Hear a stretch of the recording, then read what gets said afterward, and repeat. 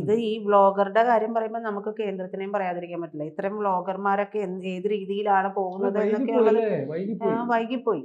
കാരണം നമ്മുടെ പ്രധാനപ്പെട്ട എല്ലാ രേഖകളും ഒക്കെ കൈമാറിയിട്ടുണ്ട്. കാലാകാലങ്ങളിൽ ഓരോ സ്പൈ വർക്കേഴ്സിനെ പിടികൂടിയിട്ടുണ്ട്. നമ്മൾ തന്നെ പറഞ്ഞിരുന്നു, ഒരു സ്ത്രീ അവര് പാകിസ്ഥാൻ എംബസിയിൽ ജോലി ചെയ്തിരുന്ന ഒരു സ്ത്രീയുടെ കാര്യം നമ്മൾ പറഞ്ഞു. അവര് മരണപ്പെട്ടു പോയി. പക്ഷെ അവരും ചെയ്തത് ഈ സ്പൈ വർക്കാണ്. ഇന്ത്യയുടെ ഉദ്യോഗസ്ഥയായിരുന്നുണ്ട്, അവരവിടെ സ്പൈ വർക്ക് ചെയ്തു.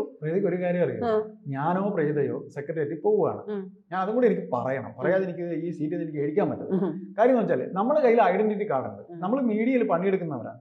നമ്മൾ പോകുന്നത് ഇതേപോലെ ചോർത്തിക്കൊണ്ട് വരാനൊന്നുമല്ല, ഇതേപോലെ ഇവരുടെ അടിസ്ഥാനപരമായ രേഖകൾ ചോർത്താനല്ല, നമ്മുടെ ഓരോരോ ആവശ്യങ്ങൾ ചെല്ലുന്നത്. അപ്പോൾ മുതൽ അവിടെ എഴുതാതിരിക്കുന്നവൻ മുതൽ നമ്മുടെ അടിവസ്ത്രം മുതൽ ഇനി എന്തൊക്കെ ഉണ്ടോ അതെല്ലാം സ്കാൻ ചെയ്തിട്ട് ഉടയതമ്പുരാനെ വിളിക്കും. നിങ്ങൾക്ക് ആരെയാണ് കാണേണ്ടത്? മന്ത്രി മുഹമ്മദ് റിയാസിന്റെ ഓഫീസിലാണ് പോകേണ്ടത്. അവിടെ ആരെ കാണണം? അവിടെ ഇന്നരെ കാണണം. ഒന്ന് ഇരിക്കണേ അവിടെ. എന്നിട്ട് വിളിക്കും, തമ്പുരാനെ കാണാനായി. ഈ കാണാൻ വന്നിരിക്കുന്ന ആള് തമ്പുരാനാ. നമ്മൾ പാവപ്പെട്ടവൻ, ഉടയോൻ അല്ലെങ്കിൽ അടിയൻ വിളിക്കുക, തമ്പുരാനെ കാണാൻ ഇവിടെ ഒരാൾ വന്നിട്ടുണ്ട്, അയാളെ എന്ത് ചെയ്യട്ടെ? അവനെ അവിടെ സ്റ്റഫ് ചെയ്ത് ഇരുത്തിയരാ, ഞാൻ വിളിക്കാം.